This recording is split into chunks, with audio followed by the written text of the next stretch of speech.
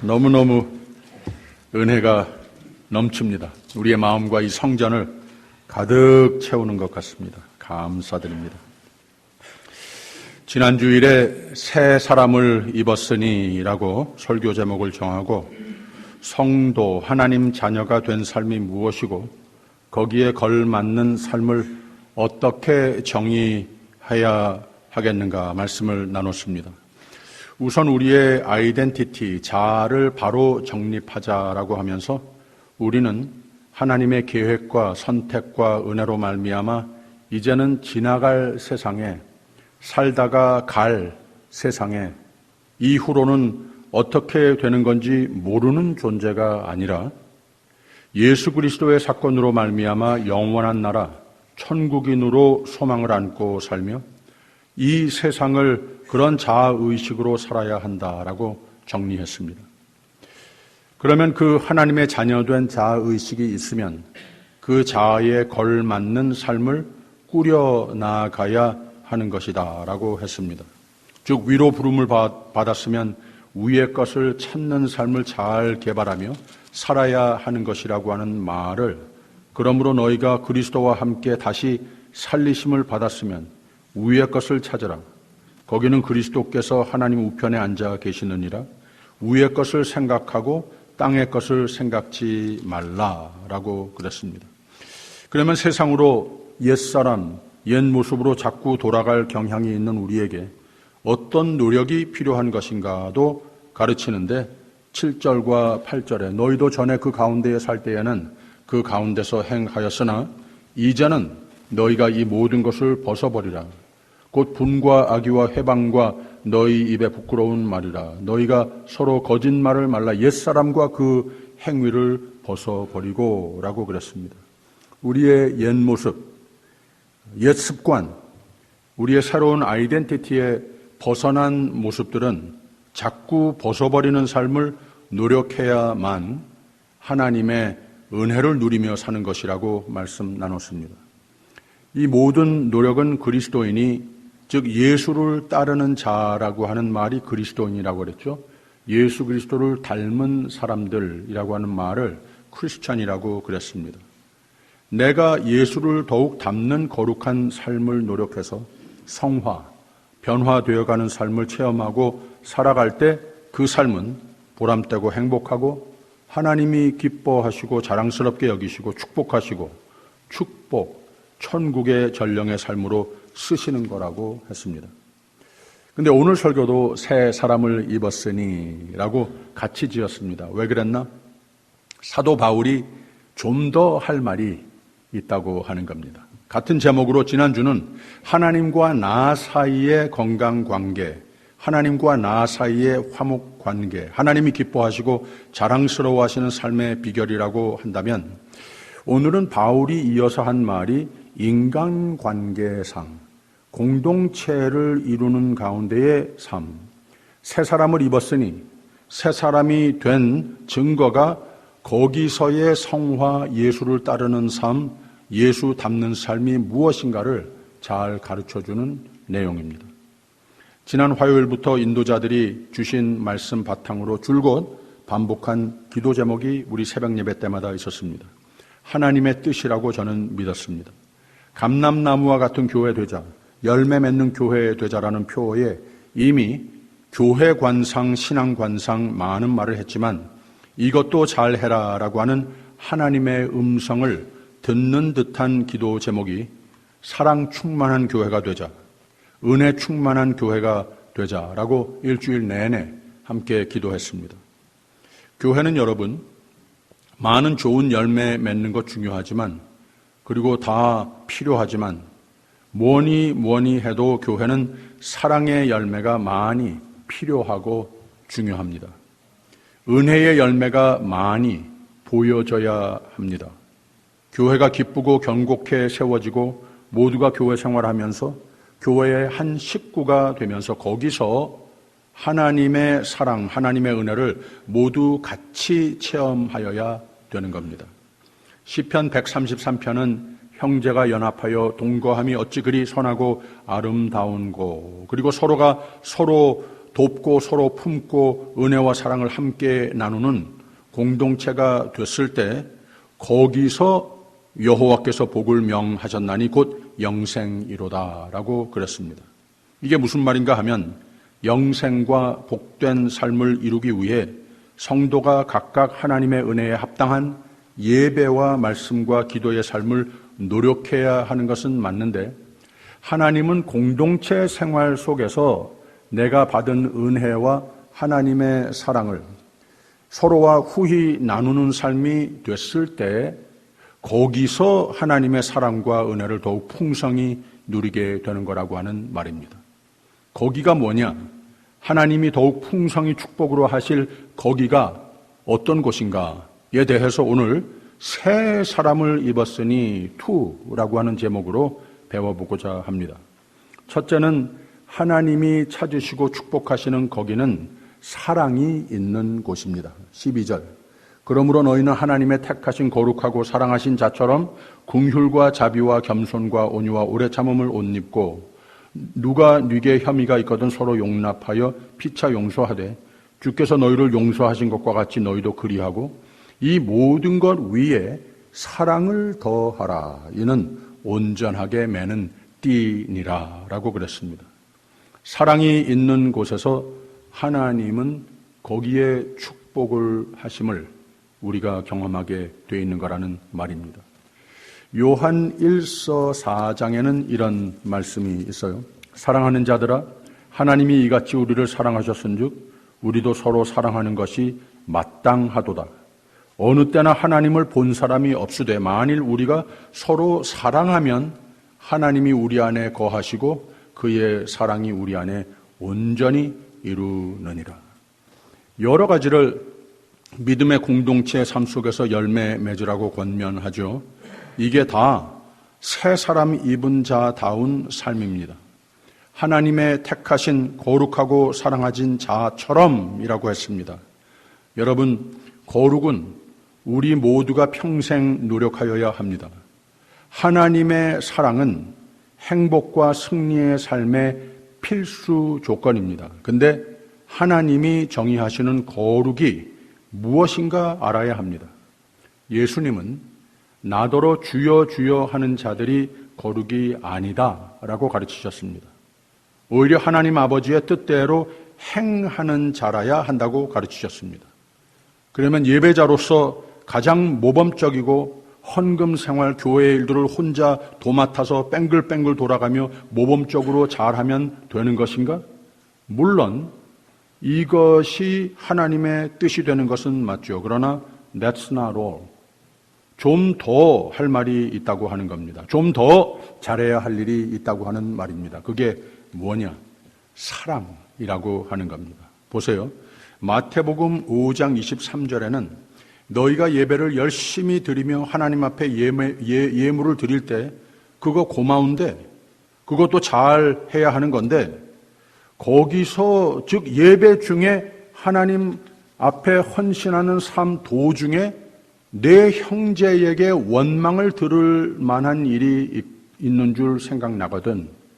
거기 예배 잘 드릴 줄 알아도 거기 뛰어나게 하나님을 섬기고 헌신하는 모습이 있어도 거기는 사랑이 없을 때 이것을 덮어버렸을 때 하나님의 인정이 복이 거기는 없다는 겁니다. 하나님의 복, 거룩이 어디 있는가? 예물을 제단 앞에 두고 먼저 가서 형제와 화목하고 그 후에 와서 예배드리라.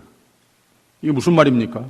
거룩과 하나님이 기뻐 축복하시는 삶은 하나님의 법을 다 잘 지키는 데에 있는 게 아니고 기가 막히게 격식을 다 잘 갖춰서 예배를 할 줄 아는 데에 있는 것도 아니고 남보다 더 많은 헌신 헌물을 하는 삶도 아니고 오해하지 마세요. 하나님이 이 모든 것 다 받으시고 기뻐하시고 그 예배의 삶으로 우리가 성장 성화하게 되는 것 하나님이 기뻐 흠양하시는 삶이 되는 건 맞는데 하나님 마음에는 우리에게 요구하시는 우선이 있다는 거예요. 하나님 보시기에 가장 기뻐하시는 삶이 분명히 있으시다고 하는 말입니다. 그게 뭐냐? 사랑이라는 말입니다. 한 번은 어느 소위 거룩한 삶, 아주 모범적으로 잘 사는 사람이 예수님의 칭찬을 받을 자신만만한 태도로 나같이 거룩한 사람이 있으면 나와 보라고 할 정도로 그렇게 사는 사람이 예수님을 찾아와서 선생님이요, 내가 무슨 선한 일을 하여야 영생을 얻으리까? 라고 질문을 합니다. 아마 이 질문을 하면서 예수님이 아니 내가 무슨 선한 일을 더 할 게 있겠느냐? 율법 다 지키는데 예식 다 잘 알고 조목조목대로 거룩하게 살고자 노력하고 있는데 야, 너 같은 거룩한 사람 처음 봤다. 이렇게 칭찬 들을 줄 알았습니다. 영생 너와 같이 살았으면 당연하지. 천국에도 최고 처소 다 준비됐지라고 칭찬하실 줄 알았는데 아니었습니다. 내 주위 사람들을 좀 더 사랑해야 되겠다. 너는 너무 많은 것을 가지고 있어. 그 너무 많은 거 좀 가난한 자들에게 나눠줘라. 그리고 나를 따르라. 라고 했습니다. 근데 누가복음을 보면 이 젊은 부자가 예수님이 요구하시는 거룩의 정의를 받아들이지 못했습니다. 그래서 심히 근심했더라. 라고 그랬습니다. 신앙 거룩의 척도는 사랑입니다. 사도 바울은 고린도 전서 13장에서도 이렇게 가르쳤습니다. 내가 사람의 방언과 천사의 말을 할지라도 사랑이 없으면 소리나는 구리와 울리는 꽹가리가 되고 내가 예언하는 능이 있어 모든 비밀과 모든 지식을 알고 또 산을 옮길 만한 모든 믿음이 있을지라도 사랑이 없으면 아무것도 아니요. 내가 내게 있는 모든 것으로 구제하고 또 내 몸을 불사르게 내어줄지라도 사랑이 없으면 내게 아무 유익이 없느니라 라고 그랬습니다. 서론이 좀 길어졌는데 다시 오늘 말씀 중에 12절에 그러므로 너희는 하나님의 택하신 거룩하고 사랑하신 자처럼 이라고 말을 했어요. 14절에 이 모든 것 위에 사랑을 더하라. 이는 온전하게 매는 띠니라 라고 그랬습니다. 말하자면 사랑이 제일인데 그 사랑의 요소들을 분석했습니다. 사랑의 열매들이 무엇인가 몇 가지로 가르쳤습니다. 여기에 6가지 동사가 나오는데 이 6가지를 저는 묵상하면서 3가지로 묶어 주석을 했습니다. 하나님 택하신 거룩하고 사랑하신 자처럼이라고 하며 당신들도 이렇게 서로 사랑하라고 가르치시는데 첫째, 이게 뭐냐? 긍휼과 자비로 사랑하라. 이렇게 살아라. 긍휼과 자비는 하나님의 우리를 구원하신 성품이시지 않습니까? 누구에게 긍휼과 자비를 베풀 때는 아무 대가를 바라지 않고 하는 마음과 행동을 말하는 겁니다. 그리고 더 나아가 베푸는 자의 입장으로 큰 마음과 종종 희생이 요구되는 것이 긍휼과 자비입니다.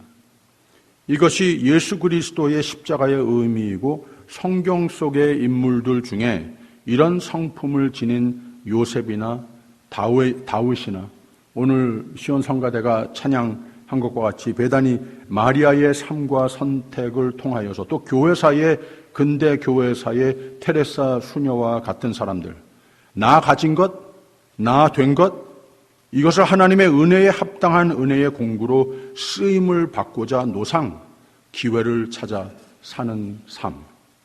이런 삶을 하나님은 나를 닮았다고 기뻐하시고 새 사람이 됐으니 새 사람다운 하나님 자녀다운 모습으로 사는 삶을 기뻐하시고 자랑스러워하시고 그 삶을 더욱 빼놓아 축복하시는 삶이 되는 겁니다. 왜 그러십니까? 하나님을 보여주는 삶이 됐으니까. 천국을 선물하는 삶이 됐으니까. 하나님은 하나님의 긍휼과 자비를 감사하며 긍휼과 자비를 사랑은 낭비라고 했듯이 모든 인간관계, 공동체의 삶 속에서 긍휼과 자비를 아무 계산 없이 좀 헤프게, 좀 남보기에 낭비스럽다고 여겨져도 긍휼과 자비를 많이 베푸는 사람은, 그 삶은, 그 집은 하나님이 풍성함과 형통으로 책임지심을, 세상이 모르는 보람과 행복으로 책임지심을 믿으시기를 축원합니다. 두 번째로는 사랑이 무엇인가? 겸손과 온유입니다. 12절 다시, 그러므로 너희는 하나님의 택하신 거룩하고 사랑하신 자처럼 긍휼과 자비와 겸손과 온유와 오래 참음을 옷 입고 라고 그랬어요. 겸손과 온유. 예수님은 긍휼과 자비로 우리를 구원하셨지만 너희들 나 없었더라면 다 끝장이야, 이러지 않으셨습니다. 얘들아, 내가 하나님인데 난 죄가 하나도 없는데 너희들 죄 때문에 내가 죽어야 했는데 내가 그 죄 다 짊어졌다.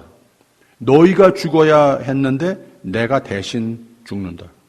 그러니까 너희들의 삶은 이제 다 내 거야.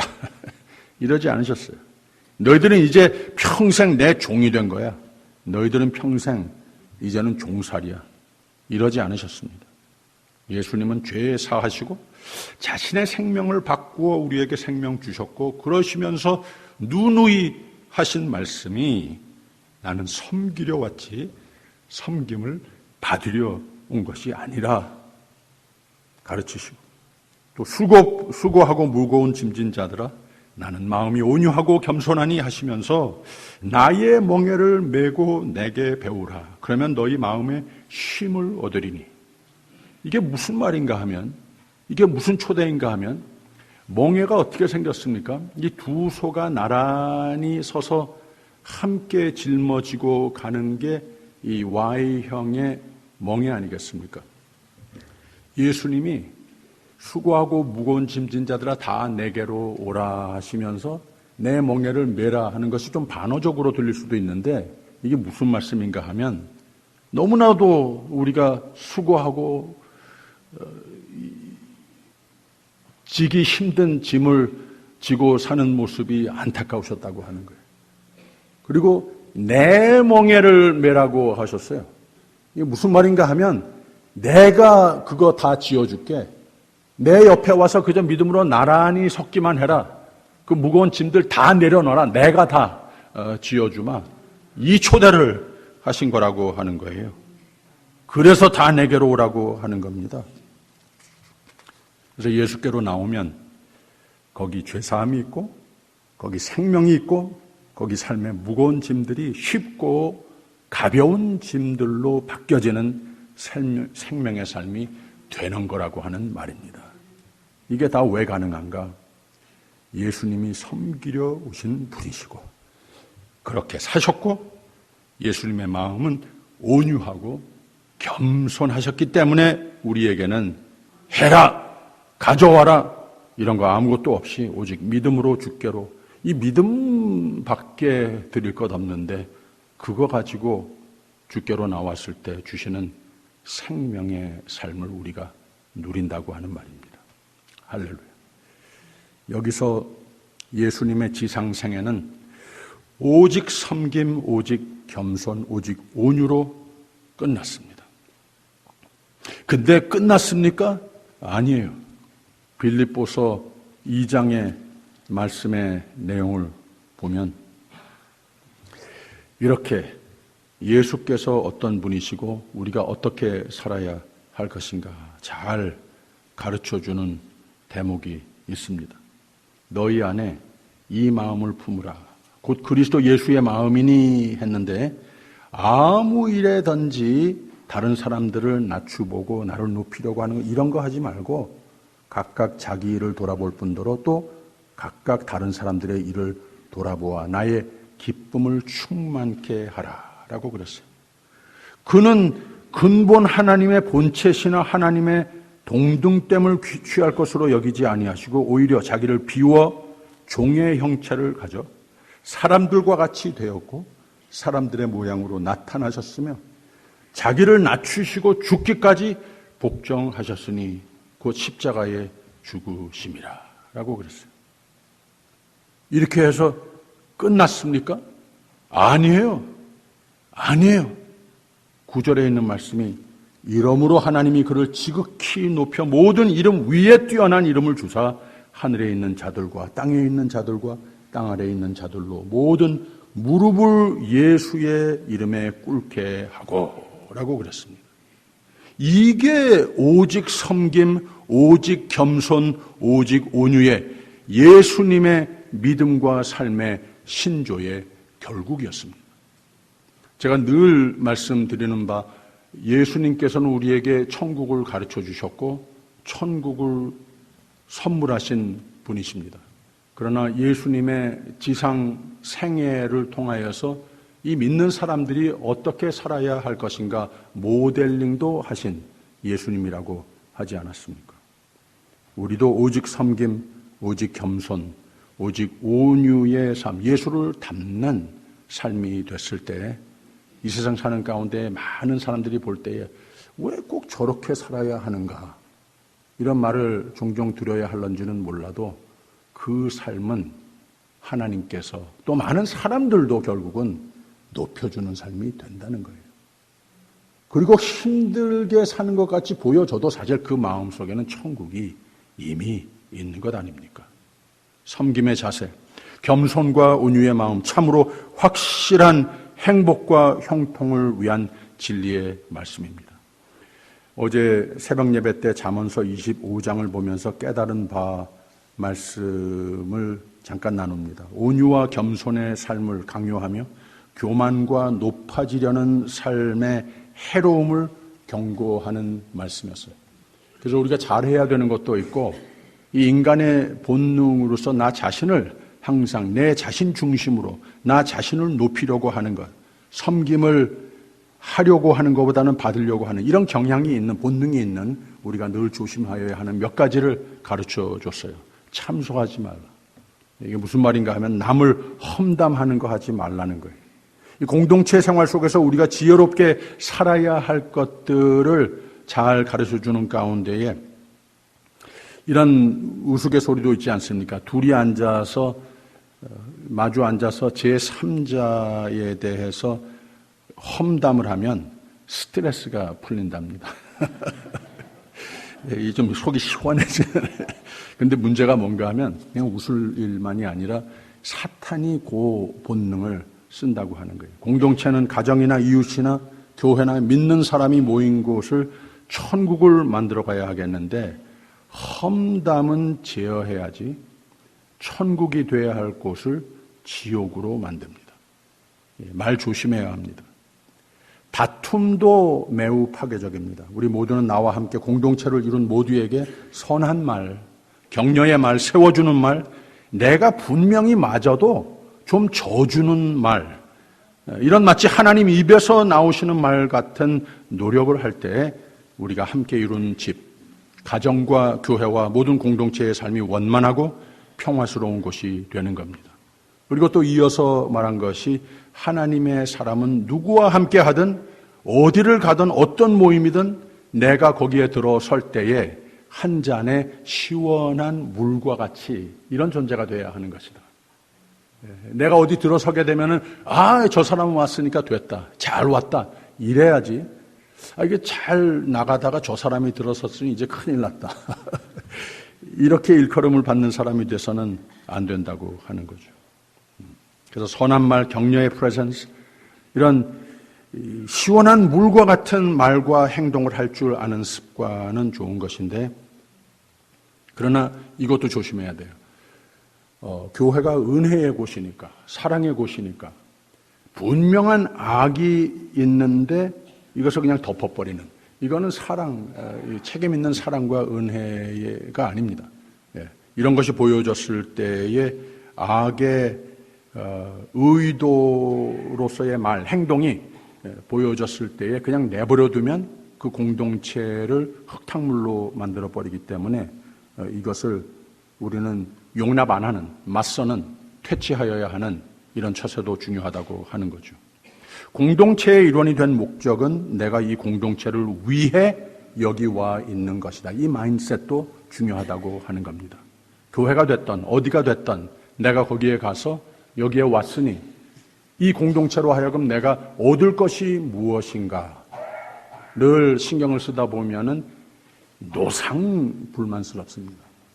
그런데 나 자신은 별로 신경 쓰지 않고 하나님이 다 책임지시니까 내가 원하는 건, 내가 꿈품는 건, 내 기도 제목 이거보다 10,000배, 1,000,000배 하나님이 다 아시고 축복하시는 삶이 이미 됐으니까 거기 별로 신경 안 써도 괜찮습니다. 그런데 하나님께서 나를 이 공동체의 일원으로 두셨으면 그러면 왜 두셨을까? 내가 어떻게 이 공동체를 위해서 기여할 수 있는 것이 있는가? 이런 신경을 늘 쓰는 사람은 늘 만족스럽습니다. 왜 그런가 하면 하나님께서 그 마음속에 평화로 채워주시기 때문에. 제일 마지막으로 그 본문에 하나님께서 권면하시는 바는 다 마음이라고 하는 겁니다. 다 마음에서 비롯된다고 하는 겁니다. 우리 모두 하나님 주신 공동체의 복을 감사하고 말 조심하고 다툼 조심하고 행동도 조심하고 나보다는 남을 공동체의 이득을 추구하는 삶이 돼서 누구에게나 시원한 물 한 잔 같은 사람. 하나님께서 참 기뻐하시는, 참 잘 구원했다. 더 좀 축복해 줘야 되겠다. 이런 사람이 돼야 한다는 거죠. 마지막으로 셋째로 오래 참음, 용납, 용서 이것도 잘 하라고 그랬습니다. 그래서 다시 12절, 13절 보면 그러므로 너희는 하나님의 택하신 거룩하고 사랑하신 자처럼 긍휼과 자비와 겸손과 온유와 오래 참음을 옷 입고 누가 네게 혐의가 있거든 서로 용납하여 피차 용서하되 주께서 너희를 용서하신 것과 같이 너희도 그리하고 라고 그랬습니다. 모든 인간관계, 가정, 교회, 사회 다 무너뜨리는 적어도 기쁨과 안식처가 되지 못하고 살벌하고 나뉘고 파괴되고 그러는 이유들을 보면 혐의, 사람들이 모이면 완벽한 사람은 세상에 없기에 또 다 삶의 배경, 문화와 정서가 다르고 성격도 다르고 자기가 진리라고 믿는 바가 다 차이가 있는데 거기다가 고향이 어디냐 여기에 따라서 다 생각이 다르고 또 정치적 견해가 어느 영향을 받았느냐에 따라서 다 다르고 만 가지 신앙 노선을 안고 왔고 그러다 보니까 한 교회, 한 공동체를 이루는다는 것이 만만치 않습니다. 쉽지 않습니다. 그래서 이견 차이도 노상이 있고 부딪힐 때도 종종 있고 때로는 이견 차이가 싸움이 되기도 하고 이 원망, 혐의에까지 도달하게 되면 도무지 하나가 화해가 되지 못하고 수개월, 수년이 흘러갈 때도 있습니다. 왜 그런가? 서로 참지 못해서 그런 거예요. 서로 용납하지 못해서 그런 겁니다. 서로 용납하기 싫어서 그런 겁니다. 이런 것들을 서로 참지 못하고 하지 못해서 그런 겁니다. 허원무 교수라고 하는 사회학 교수가 이런 사회 심리 현상을 Mistrust and Segregation Theory라고 제시했는데 사람의 본능이 그렇답니다.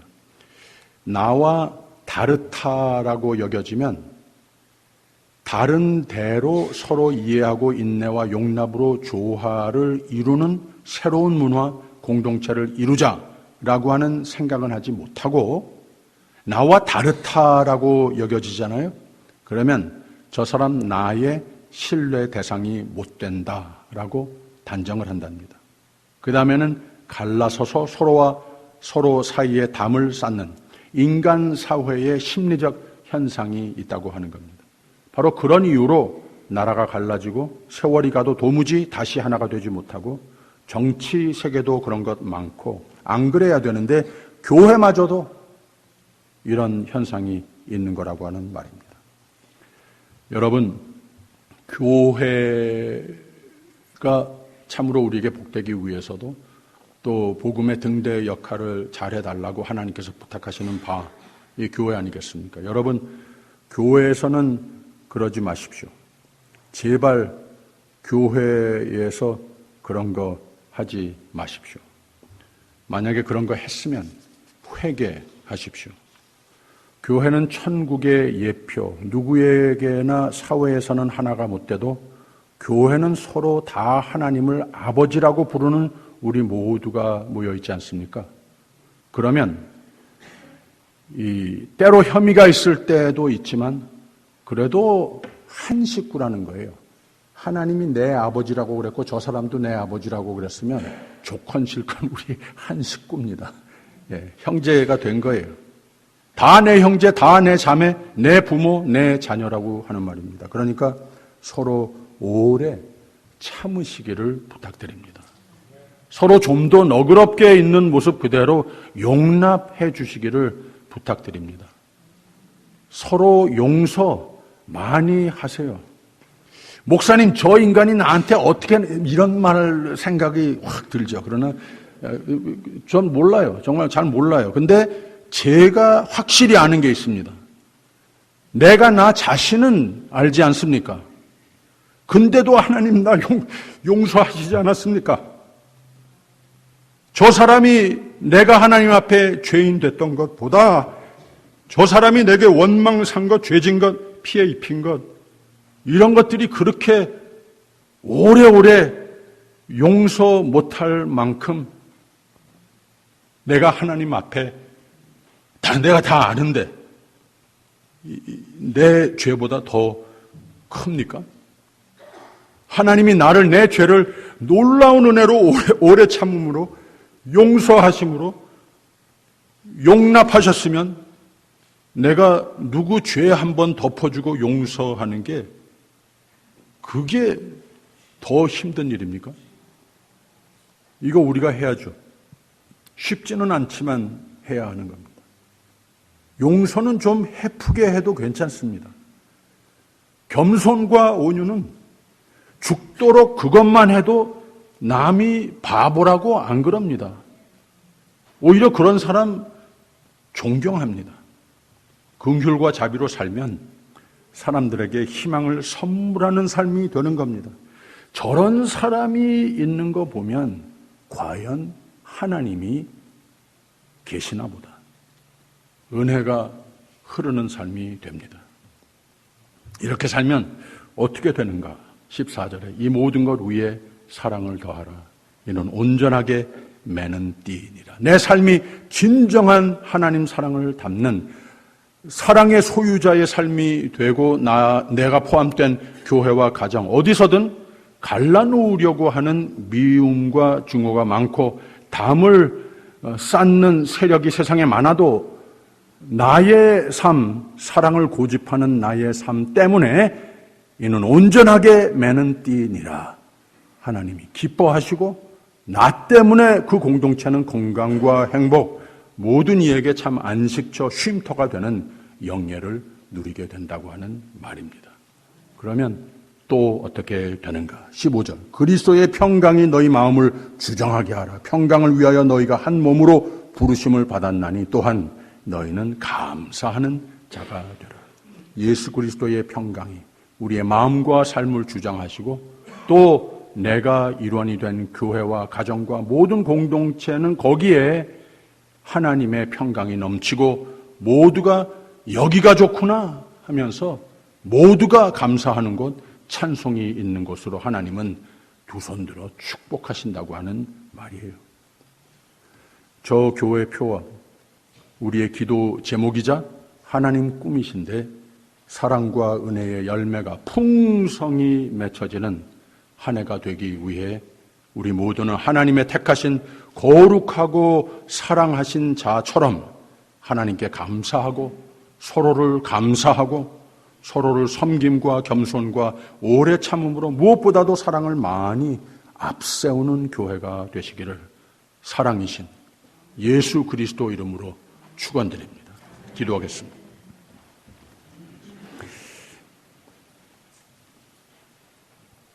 하나님의 사랑과 오래 참음과 용서와 또 수많은 용서로 놀라운 은혜로 우리를 구원하셨으니 이 새 사람을 입었으니 내 삶으로도 많은 이에게 하나님 은혜가 흐르는 삶으로써 주시옵소서. 정말 그렇게 나를 바꾸어 주시옵소서.